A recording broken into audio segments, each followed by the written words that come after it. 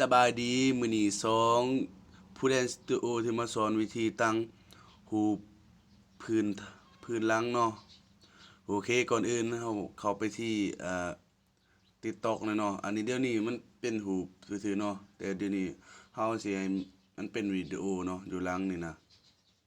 โอเคก่อนอื่นเราเข้าไปที่ TikTok เนาะโอเคเข้าไปเลยโอเคทาง TikTok เนาะอันนี้เราบ่ได้เฮ็ดเสียงมันเนาะแต่ว่าเราสิเอารูปตัวใดเราสิตั้งเนาะก่อนอื่นนี่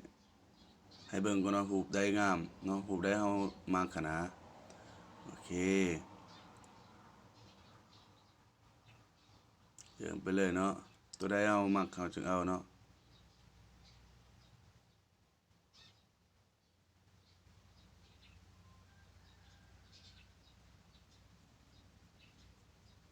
โอเคตัวอย่างว่าเราสิเอาตัวนี้เนาะ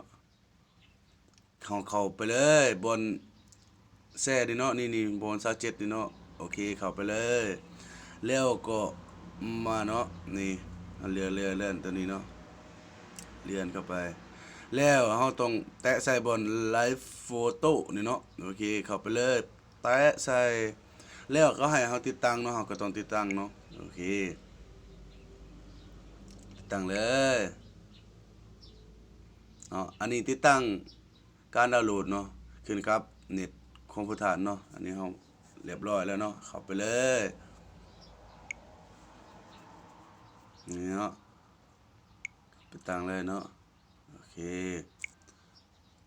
แล้วก็เอาตัวนี้เราก็เฮ็ดใหม่เนาะเข้าไปเลยแชร์แล้วก็เลื่อนมาตัวนี้คือเก่าเนาะนี่เข้าไปเลยตั้งแล้วเนาะนี่ให้มันตั้งเลยเนาะโอเคเนาะได้แล้วเนาะเข้าไปเลยบนเนาะอยู่เนาะนี่เนาะบ่แม่นแท้บ่นี่เข้าไปเลยเนาะนี่เข้าไปตัวนี้เนาะตั้งเลย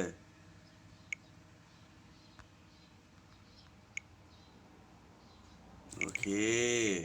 ง่ายๆเนาะอันบ่ได้แล้วเนาะนี่เนาะเห็นบ่ได้แล้วเนาะน่าฮักบ่เนาะอ่าท่านผู้ชมใดที่ได้เบิ่งคลิปเฮานี่จนเบิดเนาะสุดให้กดไลค์กดแชร์นะกดคอมเมนต์หรือว่ากด Subscribe เนาะกดกระดิ่งหั้นนะกดติดตามให้แหน่ขอขอบใจเนาะสำหรับท่านผู้ชมทุกท่าน